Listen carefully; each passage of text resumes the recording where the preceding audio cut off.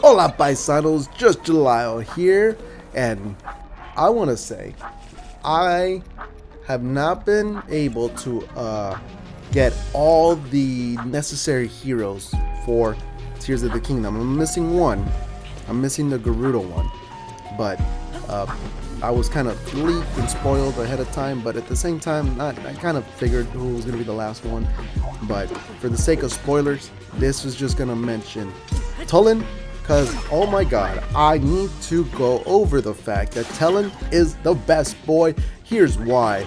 Ladies and gentlemen, Tulin is best boy for reasons you probably already knew, but I need to say out loud, is that this boy right here, this precious little boy, surpasses his father before he's even get his plumage off the ground. I'm telling you, this boy right here learned from the school of Rivali of getting your wavels, your little bird-like wavels, and making them into a bullhorn of a man and saying, screw your authority and I will take on anything. Because he goes around with his little bow and arrow and he fights like a real champ. So for those who haven't played Age of Calamity, you get to play as the legendary heroes, which is Urbosa, Rivali, Daruk, and Mifa. And you also play as the newer heroes as well, which is Yunobo, Riju, man, why am I blanking out right now? Teba, of course, Teba, and Siphon. God, I really need to I don't know. When you ever have that moment where you're like, yeah, I remember these names, I remember their lower thirds, I remember their introductions, I remember everything about them, but when you have to say it out loud, all of a sudden you forget. That's me, in a nutshell. So, you get to play as Teba in Age of Calamity. I'm trying to get to a point. Follow along. Age of Calamity. They basically redeem all these characters in some way, because in Breath of the Wild, they don't really have the best characteristics or best personality traits to want to be like, oh, that's my favorite. I mean, for me, Urbosa was the best only because she probably had the most on-screen time with Zelda. And that had an actual relationship built in. But even then, like, Urbosa seemed rather basic as a character, and you just didn't really have much information regarding her as a person, other than she's a strong leader and she's the best, which is fine. But in Age of Calamity, you get a lot of little details and little personality quirks that you wouldn't have gotten in the main game. So one of which is Teba, and you realize that Teba really is kind of like the timid one. So when you play as Teba in Age of Calamity, he kind of redeems himself and becomes one of the better players in the game. He's probably like my third-ish, top 5 for sure, playable characters in Age of Calamity. And I mean, it took a lot. It took a lot to get there. Now, going back to Tulin, keep in mind, Teba was introduced in Breath of the Wild. This is 2017.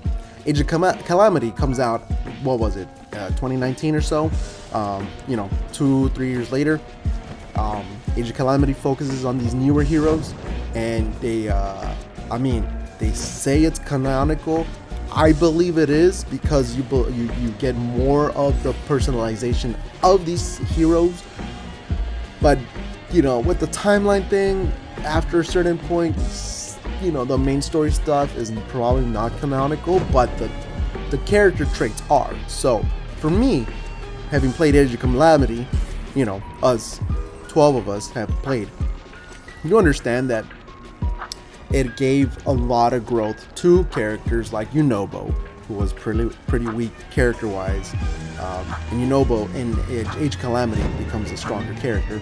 Teba, who's one of the weakest characters, becomes a leader, which explains why he's the leader now in Rito Village. So for you to have to play 2 games to finally get to that second game and go, you know what, Teba is okay. He's okay. He could be the leader. And his son to literally overthrow him and be best boy from almost introduction. He steps up into Rito Village going like, you know what, Dad? I'm the captain now.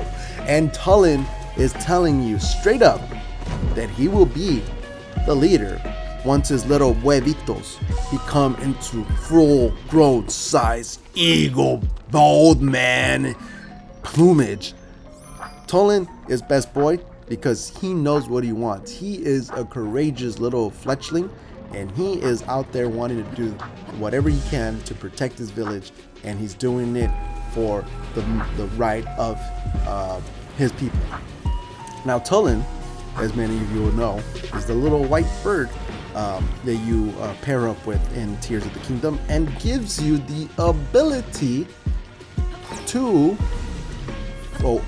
gives you the wind ability to push you forward horizontally, not vertically, not like Rivali's Gale. So if you were to give Rivali's Gale and turn it not 90 degrees, I mathed my math wrong, 90 degrees horizontally, now you're running through Hyrule Kingdom in a way that you knew that Breath of the Wild, how could I traverse faster? How can I make my traversal in this massive world that much faster without making it an expense of the game? So in Breath of the Wild, you know there's different methods. There's wind bomb glitches where you know are able to do the bomb glitch and you'll just shoot up into the air. You're able to do bullet time shield jump. If you're familiar with these glitches, you know. If you're not, it doesn't matter because Tears of the Kingdom got rid of these glitches anyway. But there was different ways that you could traverse, and a lot of which it was always to move forward, not up. I mean, the effects of this would have you jumping up vertically and covering a lot of distance, but a lot of the time you wanted to move forward. You want to feel fast when you're traveling a massive world. So when Tears of the Kingdom said, we're going to give you the wind ability to go horizontal so you can go moving through Hyrule at a faster rate, this is why Tulin is best boy. He gives you that ability. He's a hard-working little fletchling, and honestly, this was those two reasons are, you know, more than good enough reasons on their own, lonesome. But I'm gonna tell you that my favorite thing about Tulin is the fact that he is like the newest character in Tears of the Kingdom. I mean, not to spoil the rest of the heroes, but a lot of them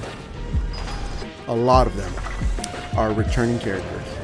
And again, you've had these attachments to them from some point or the other, whether you played Age of Calamity with me or not, whether you did all the side missions in Breath of the Wild, you have some connection of some kind with some of these characters.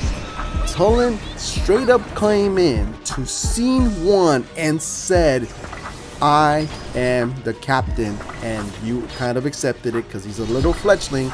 And when you have a little fletchling that comes in with that kind of charisma, you know you got to pay attention. And that is probably the best way to get someone to like you. First impressions is key, everybody. First impressions means almost as much as your exit out, because first introductions, you'll be remembered for whatever reason, whether it was good or bad. Whether this is real life advice, I mean, I didn't want to get here, but this is what it's becoming. Real life advice. The moment you step into a doorway where you've never been seen before by a group of people, you will be seen and judged upon whatever you say, you do, you look, everything. And opening introduction is key. So keep this in mind as I'm talking about Tulin, because Tulin straight up was telling his dad, his own father, I want to save this town and I know how to do it. He's telling that to his own dad.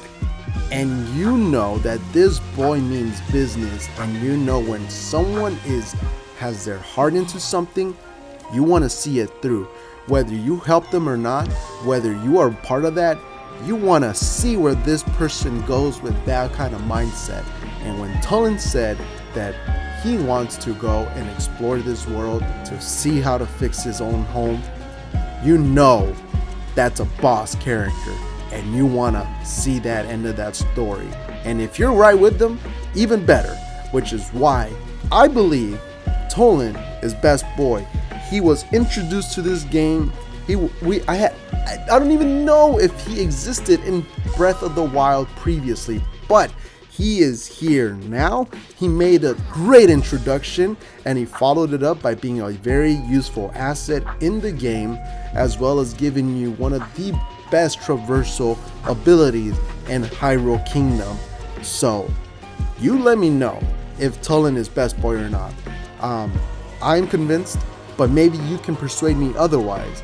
So write it down in the comment section below and tell me why you think Tulin is best boy, or maybe why you don't think he is best boy in the comment section below. This was Just Your Lyle, and I'll check you paisanos later.